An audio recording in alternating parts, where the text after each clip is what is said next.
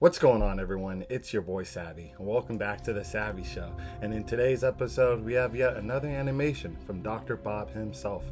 And this one is different because it looks like we have a Russian SCP on our hands. This is SCP-1366-RU, Uncle Styopa. I think that's how you pronounce it. So I'm assuming that's a Russian name, and RU stands for Russian. So I think this will be the first one we're tackling in the animation format. So it'll be interesting to see what this is all about. From the thumbnail, it looks like probably an old Russian soldier that's like a zombie now. Who knows? I have no idea. But like always, we're going to find out today. So with that being said, if you guys are excited for this reaction and you do enjoy it along the way, please remember to smash that like button. Also smash that sub button and hit that bell so you stay plugged for each and every upload. And now, without any further ado, let's get this show started. Alrighty, SCP-1366-RU, Uncle Styopa. Lego. The young woman looked again at her map, turning it this way and that, trying to figure out which way she should be going. "Excuse me, sir?" she calls out to a passing man, but he pays her no mind. A woman walks past and stops when the woman tries her hand at the local language. Laska?" "Da?" the woman asks her. "Vai... rozmowlejete... angliskoyu?" "Niet," the woman replies before continuing on her way. Okay, this is 2022. You know you have a cell phone. Use Google Translate. Come on. Come on now. There's no more excuse for this stuff. The young woman feels that this is hopeless. Outside of a few phrases like hello, goodbye, and where is the bathroom, her local language skills are sorely lacking. And honestly, I don't understand why people want to go to these countries but not know the language. Like, she only knows those certain phrases. At least learn a little bit more, because you never know what will happen. Or get Google Translate on your phone if you fall in this predicament. She's still at the beginning of her grand trip of Europe that saw her starting on the eastern side of the continent with the plan to travel westward and finish her journey in Paris. She's traveled a bit before, but here in this Ukrainian city, she's realizing that she may be out of her comfort zone. Oh, I bet. This trip is very important to her, though. After her parents were killed in a car wreck, she was paralyzed with grief and barely left her room for months. She decided that she needed to get away and give herself a clean break from everything back home. And so she decided to do what her parents had done when they were her age and backpack across Europe. All of the pictures from their trip showed the two of them together, smiling and happy in front of great landmarks. But here she was, alone, scared, and unable to even find her hostel. "Sir, can you help me?" she cries to another passing man, waving her map towards him. But he too ignores her pleas. The young woman zips up her jacket. It's getting late, and the setting of the sun is accompanied by a cold breeze. She looks up and down the city street, and even though there are still plenty of people around, it feels as though all she can see are unfriendly faces. Her face lights up when she spots something, though. It's a police officer. He'll be able to help her. The young woman runs towards the police officer, who is standing near the side of the road. Or at least, she thinks he must be a police officer. Oh, God. His gray uniform looks a little old-fashioned, but it's neat and well-fitting, and he's holding what appears to be a baton used for directing traffic. The young woman approaches the officer, but his back is to her as he gazes out towards the street. Unsure of what else to do, she reaches out with some hesitancy and taps the man on the shoulder, causing him to wheel around to face her. He stares at her without speaking. Do you speak English?" the young woman asks. "Yes, little," he responds in a thick Ukrainian accent. "Oh, thank goodness. You have to help me, please. I'm completely lost and I don't know what to do." As people continue to walk past her without giving any notice, she goes on to explain that after arriving in the northeastern Ukrainian city, she took what she thought would be the right bus, but ended up going in the completely wrong direction. Oh my God. Now she has no idea where she is, and is worried she won't make it to her hostel before night falls. Jesus. Never go backpacking by yourself, honest. Well, just in my own opinion, I feel like it's just something bad could happen. You never know. And it's better to have someone, even if you don't have a companion or whatever, at least just bring a friend along with you. I'm just saying, because you never know what will happen. "Where is your hostel?" the policeman asks. "Somewhere called the..." She looks down at the words scribbled on the margins of her map. The studentskaya?" she tells him. "Ah, yes, the police officer says. There are many hostels there, including some specifically for foreign visitors and students. She has been very unlucky, though, since it was actually near the metro station she first arrived at. Wow. He can help her get there, though. There is a bus that will take her straight there, and the stop is only a few blocks away. He can walk with her there if she likes." The young woman accepts his kind offer, and the two start heading down the sidewalk together. As they walk, he asks what she is doing in their city, and she explains how she just needed to get away and see the world. She's unsure why, but she feels like she can confide in this policeman, and she begins to explain what happened to her parents, how alone she felt at home, and how this trip is meant to be a life reset. But so far, it's off to a terrible start. Damn, this scenario reminds me of a Black Mirror episode. I don't know if you guys ever seen Black Mirror, but there's an episode where this guy goes traveling because, you know, something happened in his family. I don't want to ruin anything, but it's the same scenario like this chick, but, you know, he was a guy instead. We have phrase, he tells her. Sigda moja boitoja. What does that mean? She asks. It can always get worse. This way. The police officer points towards an alleyway and starts walking towards it. He can tell the young woman is feeling apprehensive about entering the dark space between the buildings, and he assures her that it is a shortcut. There's nothing to be afraid of. The two walk into the alley together. Bruh. The young woman again starts telling him about her life back in the United States, what she plans to do when she gets back, how she hopes the trip will be a turning point for her.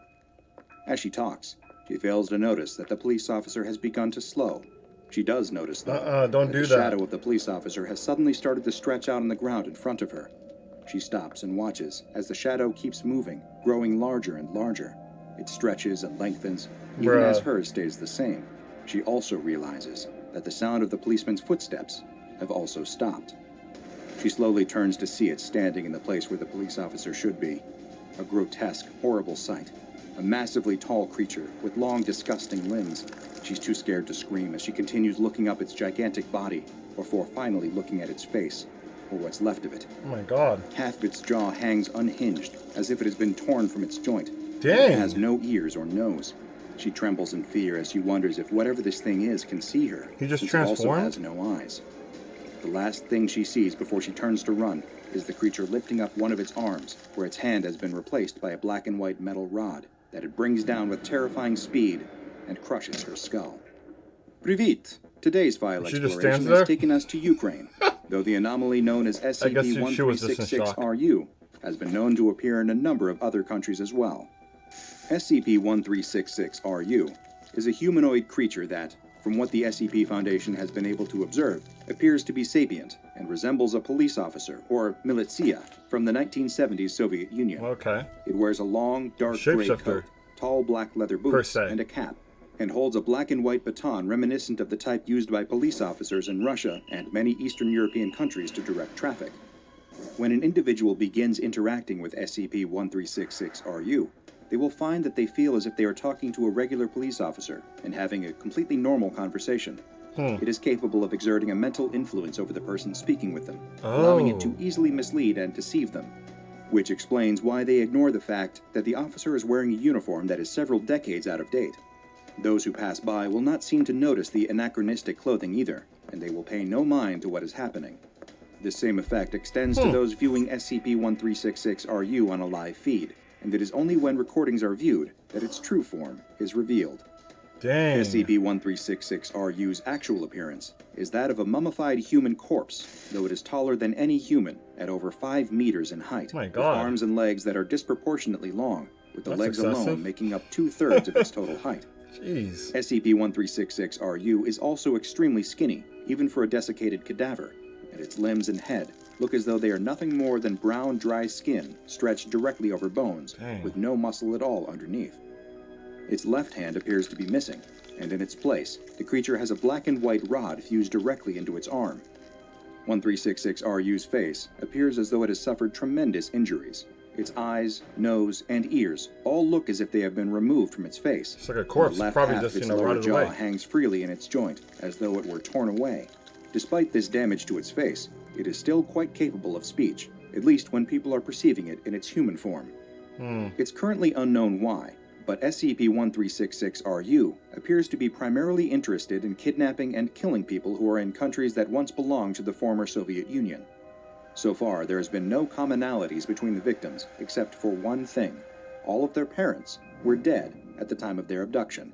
What? Once the Foundation realized this uniting factor, they were able to create a scenario in which the anomaly appeared, though That's interesting. I wonder if that SCP lured that girl to that destination where, you know, she met him. Because she took a bus, and I was like kind of wondering, like, why? How did she get so lost if the hostel was right there?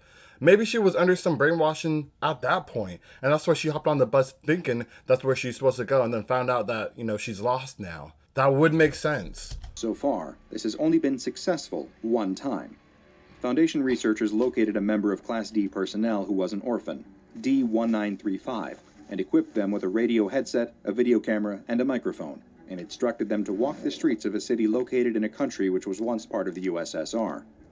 The D-Class was observed on location by members of MTF Eta 10, nicknamed See No Evil, and they watched as D-1935 suddenly stopped on the sidewalk. He was approached by a police officer with an out-of-date uniform, who saluted the D-Class with his right hand. Eta 10 appeared to not see the police officer, and reminded the D-Class to stay sharp and continue looking for 1366-RU. The police officer spoke to the D-Class, though only in mumbled, broken words, as if something had rendered him unable to speak.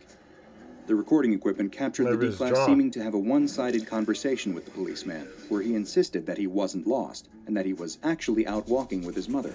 Or rather, he thought he was out with his mother. It seemed to the D-Class that she had just left, and he requested the police officer's help in finding her again. The officer then took the D-Class's hand and began leading him away, eventually taking him into a dark alley. Don't touch my hand. All the while, Eta 10 seemed completely oblivious to what was going on. They didn't even realize that D-1935 had left until the two disappeared into the alleyway. Wow. They began searching the area, but they were unable to locate the D-Class anywhere. Goofy. It was as if he had been there one moment and then simply disappeared.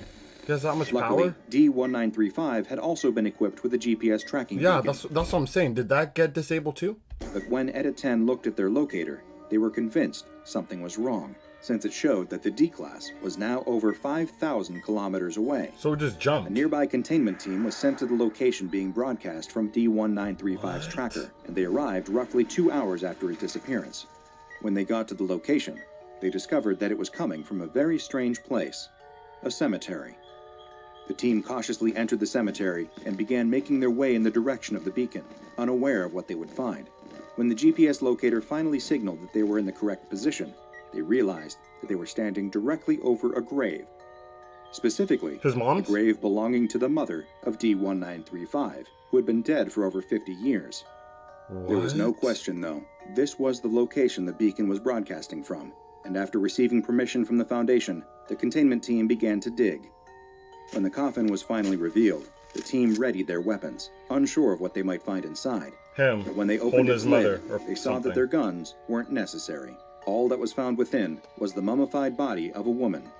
That and the body of D-1935, who was Wow. curled up in the fetal position, tightly hugging the remains of his mother. Following this event, The SCP actually helped him. He found his mom.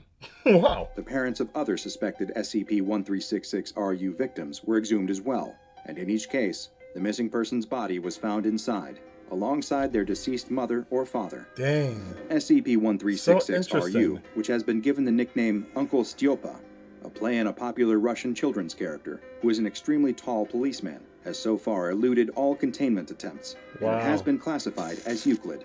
Disappearances of those without living parents in former Soviet Union countries should be investigated to determine the involvement of SCP-1366-RU.